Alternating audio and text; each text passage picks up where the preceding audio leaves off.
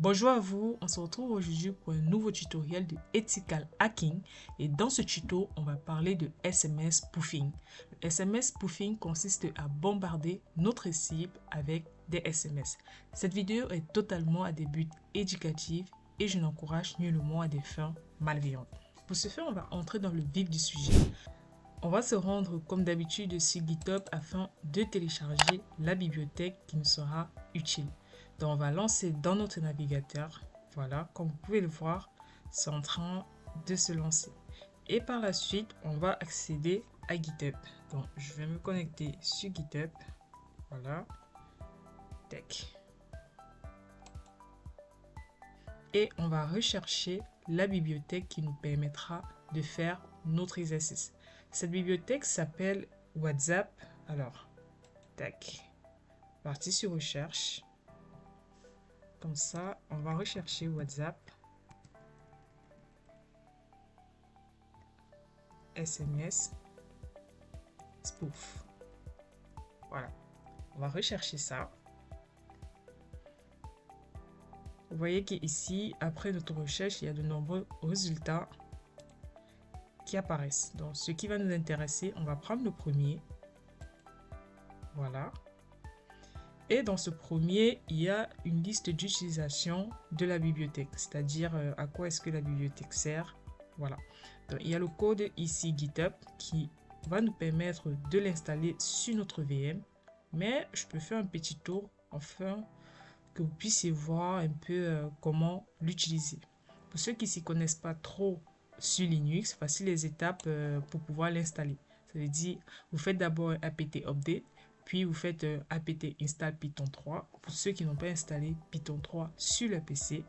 Et par la suite, vous les installez avec un sudo apt install python 3.py. Dans la commande Python 3 nous permettra par la suite de lancer le fichier exécutable de WhatsApp. Voilà. Donc voici un peu à quoi ressemble l'utilisation ou l'installation de cette bibliothèque. Moi, je ne vais pas me faire chier, pardon. Donc, je copie juste le code ici et je vais revenir sur notre terminal. Une fois c'est bon, une fois après avoir copié voilà notre code, on va venir ici. Une fois après avoir copié, comme je l'ai fait tout à l'heure, je vais faire un git clone. Voilà, je fais un git clone et je vais coller ce que j'ai eu à copier. Donc normalement, quand vous faites un git clone, vous copiez, enfin vous collez la bibliothèque WhatsApp SMS spoof.git, ça va s'installer directement sur votre PC. Moi, vu que je l'ai déjà fait, ça va m'afficher une erreur. Ça va me dire que le chemin d'accès existe déjà. Vous voyez? Voilà, vu que j'ai déjà eu à l'installer. La preuve, si je fais un ls, voilà, vous pouvez voir que il existe bien déjà sur mon PC. Mais pour ceux qui n'ont pas encore eu à l'installer, vous pouvez juste faire un git clone GitHub ou passer par les étapes qu'a fourni la bibliothèque sur GitHub. Donc voilà, je vais faire un clear. Maintenant, ce qui va nous intéresser, alors je refais mon ls, ce qui va nous intéresser, c'est qu'on va se diriger vers cette bibliothèque WhatsApp SMS Spoof. Vous voyez, donc pour cela, on va faire un control directory WhatsApp. Voilà. Tac. WhatsApp. Hop. SMS.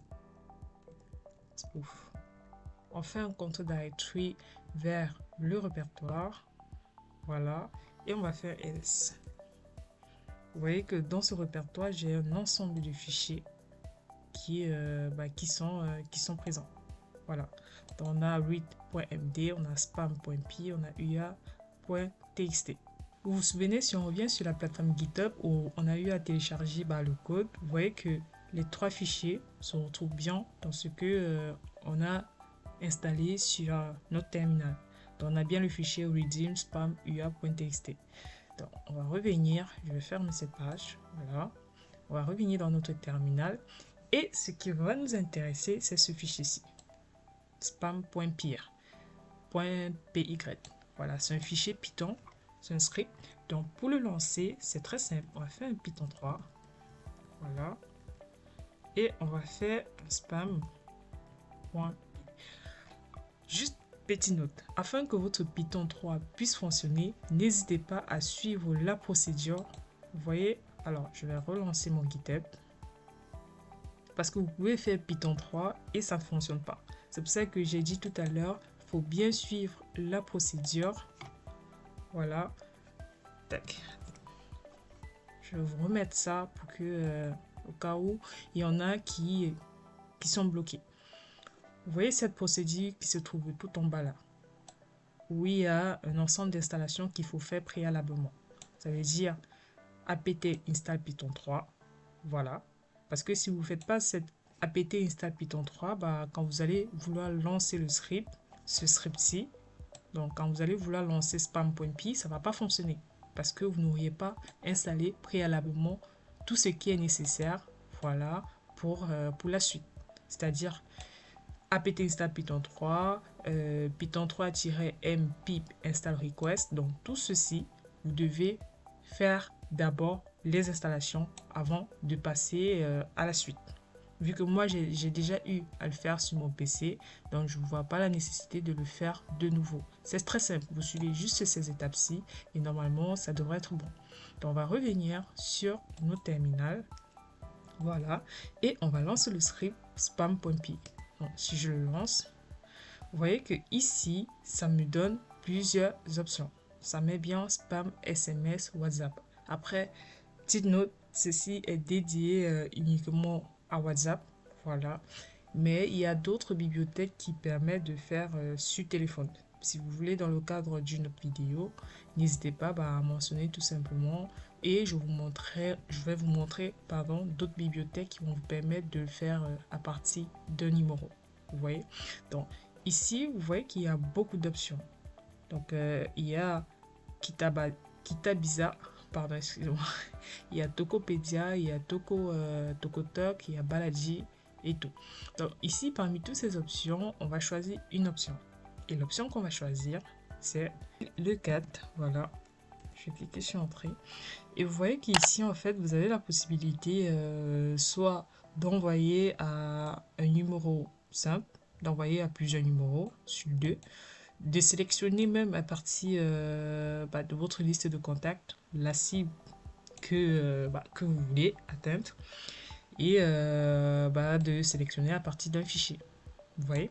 Donc, je pense que le 2, le 3 et le 4 ne nous intéressent pas en vrai. Donc, on va partir sur le 1. Si je tape single number, voilà.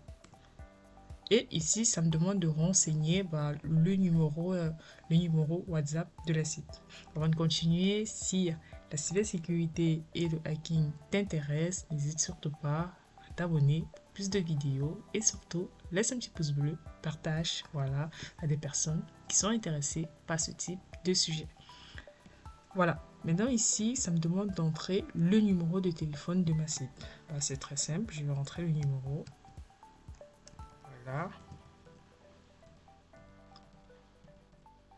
Hop, hop. Pour des raisons de confidentialité, je vais flouter le numéro. Donc, j'entre le numéro et je clique sur Entrée. Maintenant, ça me dit combien de messages de spam je souhaiterais envoyer à la personne. Vous voyez? Donc, si je souhaite envoyer 10 messages, 20 messages, c'est libre à moi, honnêtement. Et je clique sur le nombre de spam que je souhaiterais envoyer. Je vais prendre 2, par exemple. Voilà. Après là, ça me demande le nombre de secondes. Je vais mettre, je sais pas moi, je vais mettre 3. Voilà. Et je vais cliquer sur Entrée. Voilà. Et là, normalement, le spam, les messages vont être envoyés automatiquement après 3 secondes. One more, est-ce que je veux plus? Je suis libre de mettre yes ou non. Vous voyez? Donc, c'est un peu ça le principe. Et normalement, ma cible va recevoir le SMS tout simplement. Les SMS de spam. Il faut savoir que le total de SMS, je pouvais mettre 20 si je voulais. Je peux mettre 100 si je veux.